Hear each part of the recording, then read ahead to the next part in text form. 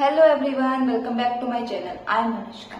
इस वीडियो में हम फूड लॉस इंडस्ट्रीज और एग्री बिजनेस के बारे में पढ़ेंगे, जो कि क्लास 12 ज्योग्राफी का चैप्टर नंबर 6 का एक टॉपिक है, जो कि आपको बुक में नहीं, बुक के जो इंपोर्टेंट बॉक्सेस होते हैं ना, उसके अंदर ये टॉपिक है। ज्यादातर बच्चे क्या करते हैं, इसको स्किप कर देते हैं, ये सोचकर कि भाई ये इंपॉर्टेंट नहीं है।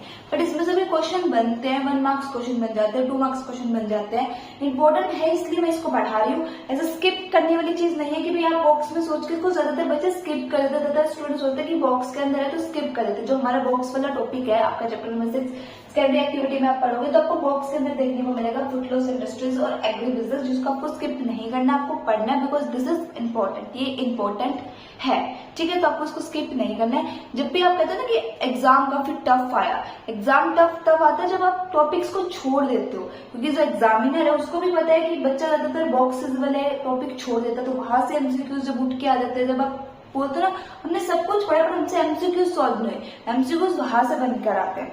तो इसलिए हम इसको पढ़ेंगे, हम कुछ भी नहीं छोड़ेंगे। मैं इस चैप्टर के आपके हर एक टॉपिक को पढ़ाऊंगी, जो इम्पोर्टेंट है भी और जो इम्पोर्टेंट नहीं है, सब टॉपिक्स हम पढ़ेंगे।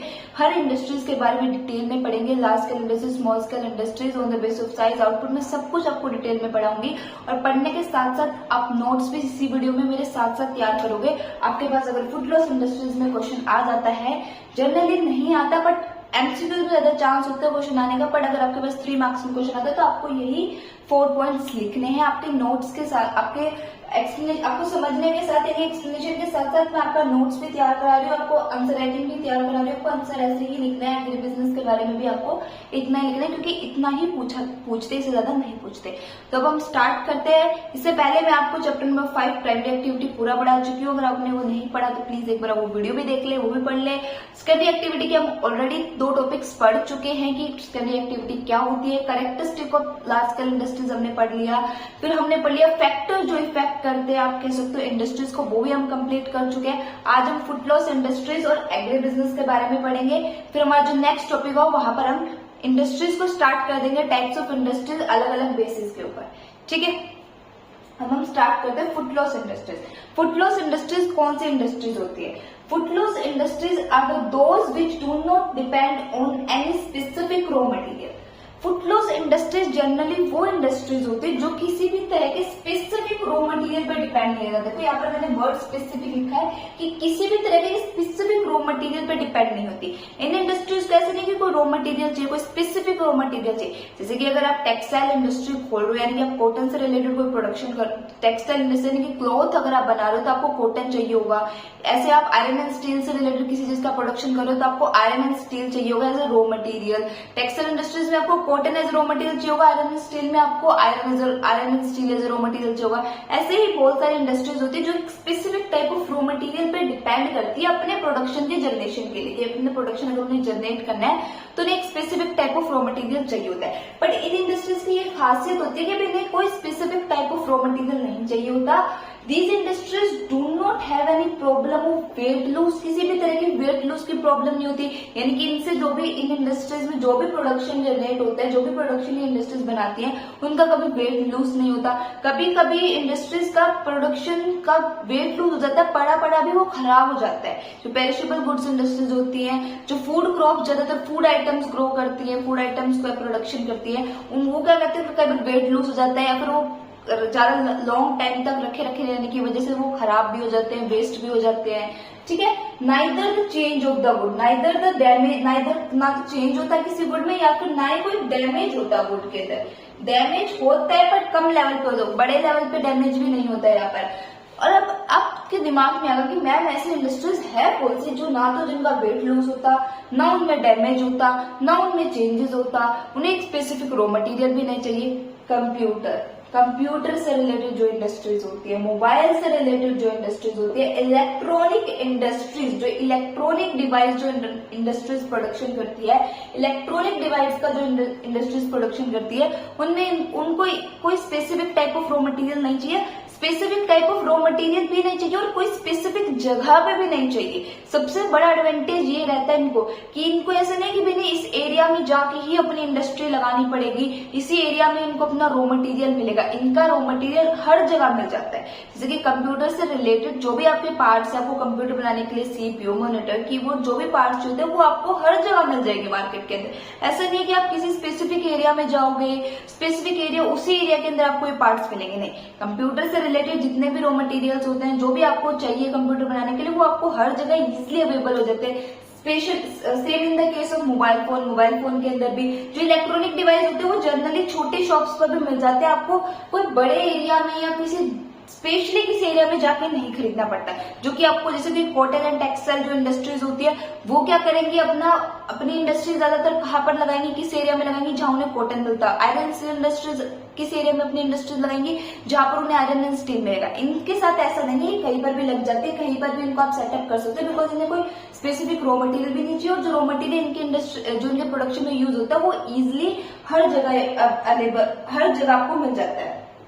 These industries can collect the raw material from anywhere, कहीं से भी इंडस्ट्री जो सकती है रॉ मटेरियल को कलेक्ट कर सकती है। And the best part of this industries, these industries are no pollution industries.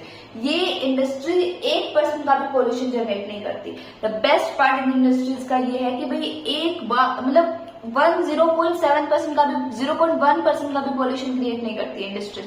Computer बनाने में कोई पोल्यूशन क्रिएट होगा, मोबाइल फोन बनाने में कोई पोल्यूशन क्रिएट होगा नहीं, इलेक्ट्रॉनिक डिवाइस जितने भी होते हैं वहां पर कोई पोल्यूशन क्रिएट नहीं होता। तो ज्यादातर ये इंडस्ट्रीज होती है वो इको फ्रेंडली होती है, इन्वायरमेंट फ्रेंडली भी होती है। इनकी सबसे बड़ी एडवांटेज होती है, यही आपसे पूछा जाता है कि भाई ऐसी इंडस्ट्री बनाओ, ऐसी इंडस्ट्रीज बताओ जिसमें पोल्यूशन जनरेट नहीं होता। ठीक है, अब से फुटलॉस इंडस्ट्रीज में आपको ऐसे ही आपके पास फॉर एग्जाम्पल दे देंगे कि बताओ इसमें से फुटलॉस इंडस्ट्री कौन सी है, तो आप इजिली आइडेंटिफाई कर सकते हो। अगर आपको पता होगा कि जैसे कंप्यूटर इंडस्ट्री, मोबाइल से रिलेटेड जितनी भी इंडस्ट्रीज होगी, इलेक्ट्रॉनिक डिवाइस से रिलेटेड जितनी भी इंडस्ट्री होगी, वो कोई भी पोल्यूशन को जनरेट नहीं करेगी। ठीक है, तो ये हमारा फुटलॉस इंडस्ट्री था जो कि अभी कंप्लीट हो गया। अब हम पढ़ेंगे एग्री बिजनेस के बारे में। आई होप आपको फुटलॉस इंडस्ट्रीज पूरा समझ में आ गया होगा, फुटलॉस इंडस्ट्रीज क्या होती हैं।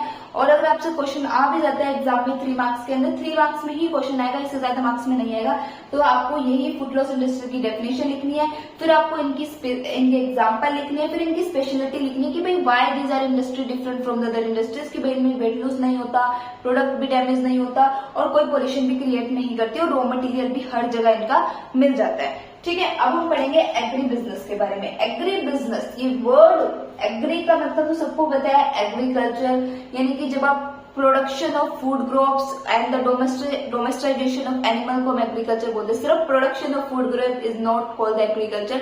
एग्रीकल्चर में आपका सब कुछ आ जाता है, प्रोडक्शन ऑफ फूड क्रॉप भी आ जाता है, उसमें पालन पोषण भी आ जाता है, हंटिंग भी आ जाता है, गैदरिंग भी आ जाता है, सब कुछ आपका एग्रीकल्चर के अंदर आता है। बट जब आप एग्रीकल्चर को बिजनेस के पर्पज से करते हो, आप कह सकते हो एक तरीके से कमर्शियल पर्पज से करते हो, जहां पर आपका एम रहता है मनी को अर्न करना, तो उसको बोलते हैं हम एग्री बिजनेस। और ये एग्री बिजनेस जो वर्ड था ये हमें किसने दिया, गोल्डबर्ग एंड डेविस ने दिया। कब दिया है, इंपॉर्टेंट रिमार्क्स क्वेश्चन 1957 के अंदर दिए। याद रखना आपको किसने दिया है, कब दिया है, 1957 के अंदर दिया था एग्री बिजनेस, द वर्ड जो हम आज यूज करते हैं। अब होता क्या है agri business, what is agri business, होता क्या, it stand for the production of food crops, जो फूड ग्रेन्स होती है उनके प्रोडक्शन के लिए स्टैंड करता है, edible items in the industries, यानी कि ज्यादातर फूड ग्रेन्स का प्रोडक्शन यहाँ पर रहता है, एडेबल आइटम्स भी रहती है। बट आप कहोगे मैम ये तो जो फूड आइटम्स इंडस्ट्रीज होती है और भी फूड आइटम इंडस्ट्रीज होती है उनमें भी होता है, बट इसमें क्या डिफरेंस है, इसमें क्या डिफरेंस है, यहाँ पर फेवरेबल कंडीशंस प्रोवाइड करी जाती है क्रॉप को, और फिर क्रॉप्स को ग्रो करा जाता है, वो भी कौन सी क्रॉप, जो नॉन सीजन क्रॉप्स होती है। जैसे कि आपको पता है कि हर क्रॉप को एक स्पेसिफिक एक फेवरेबल कंडीशन चाहिए होती है ग्रो करने के लिए। जैसे कि राइस है, राइस को ग्रो करने के लिए आपको 24 डिग्री सेल्सियस टेम्परेचर चाहिए, आपको लार्ज अमाउंट में वाटर चाहिए, यानी कि आपको वाटर की जो सप्लाई है वो हाई चाहिए होती है राइस में, आपको टेम्परेचर भी 24 डिग्री सेल्सियस भी चाहिए होता है। फिर ज्यादातर आपका टेम्परेचर जो हो सकता है वो आपका हॉट भी होना चाहिए, ह्यूमिड भी होना चाहिए। ये एक फेवरेबल कंडीशन बन जाती है राइस को ग्रो करने के लिए। ऐसे ही हर क्रॉप की एक अलग फेवरेबल कंडीशन होती है, हर क्रॉप की कंडीशन होती है कि जब उनको उन क्रॉप्स को ये कंडीशन मिलेगी तभी वो ग्रो करेंगे। जैसे मैंने राइस का बताया, राइस का एग्जांपल लेके बताया कि राइस को 24 डिग्री सेल्सियस का टेम्परेचर चाहिए होता है, फिर कंटिन्यूसली सप्लाई वाटर चाहिए कि वाटर उन्हें राइस को ज्यादा चाहिए होता है, फिर आप कह सकते हो टेम्परेचर भी उसको हॉट एंड ह्यूमिड चाहिए होता है। तो हर क्रॉप की एक अलग अलग फेवरेबल कंडीशन होती है, तो उस फेवरेबल कंडीशन जब उस क्रॉप को मिलेगी तभी वो ग्रो होगी। अब मैंगो है, मैंगो आपको सर्दियों में क्यों नहीं मिलता? Mango is the summer fruit, हम समर में खाते हैं मैंगो हम कभी सर्दी में आपने देखा खाते हुए? मिल जाता है, ऐसी बात नहीं है नहीं मिलता। कैसे मिलता है? वो एग्री बिजनेस के थ्रू ही मिलता है। वैसे मैंगो को जो ग्रो करने के लिए एक फेवरेबल कंडीशन चाहिए होती है, वो आपको समर सीजन के अंदर मिलती है, आपको विंटर सीजन के अंदर नहीं मिलती। लेकिन फिर भी विंटर सीजन में हमें मैंगो मिल जाता है। कैसे मिलता है? एग्री बिजनेस के थ्रू। एग्री बिजनेस में क्या करता है? फेवरेबल कंडीशन क्रॉप्स को प्रोवाइड करी जाती है, यानी कि ऑफ सीजन ग्रो करी जाती है। जैसे मैंगो है, मैंगो को विंटर में ग्रो करा जाता है। कैसे? उसे फेवरेबल कंडीशन प्रोवाइड करके आर्टिफिशियल कंडीशन क्रिएट करी जाती है, ताकि आप ज्यादा प्रोडक्शन ज्यादा प्रोडक्शन आप कर सको। और ज्यादातर नॉन सीजन क्रॉप, यहाँ पर मैंने एरो लगा के लिखा नॉन सीजन, बिकॉज यहाँ पर मैं लिखना भूल गई थी। नॉन सीजन क्रॉप, ऐसी क्रॉप जो सीजन नहीं, जिस क्रॉप का सीजन भी नहीं है लेकिन फिर भी उसको ग्रो करा जाता है। क्यों ऐसा क्यों करा जाता है? ताकि मैक्सिमम प्रॉफिट अर्न कर सके। ऑब्वियसली बात है, एक आप मैंगो को समर सीजन में खरीदोगे, समर सीजन में उसका प्राइस सेम रहेगा बिकॉज समर फ्रूट है मैंगो। बट वही मैंगो आप विंटर में खरीदने जाओगे, विंटर में उसको लेने जाओगे, तो वो आपको कितने हाई प्राइस पे मिलेगा? क्योंकि एक तो विंटर में मैंगो का सीजन नहीं होता, विंटर में आपको मैंगो मिलेगा नहीं, तो इजीली मिलेगा भी नहीं। और अगर आपको मिल गया तो आपको हाई प्राइस पे मिलेगा। क्यों? क्योंकि उसका सीजन नहीं है, वो आर्टिफिशियल मैंगो मिलेगा। वो सारी आर्टिफिशियल कंडीशन ग्रो करके उस मैंगो को ग्रो करा गया है। इसीलिए ज्यादातर एग्री बिजनेस में क्या जाता है? एग्री बिजनेस में वो क्रॉप्स को ग्रो करा जाता है जिनका सीजन नहीं होता। क्यों? क्योंकि जब उनका सीजन नहीं होगा तब उनको ऑफ सीजन में जब आप सेल करोगे तो लोग उनकी डिमांड करेंगे, तो हाई प्राइस में हम सेल कर सकते हैं, यानी कि मैक्सिमम प्रॉफिट को अर्न कर सकते हैं। अगर आप मैंगो को समर के बदले विंटर में सेल करोगे तो आप मैक्सिमम प्रॉफिट अर्न कर सकते हो।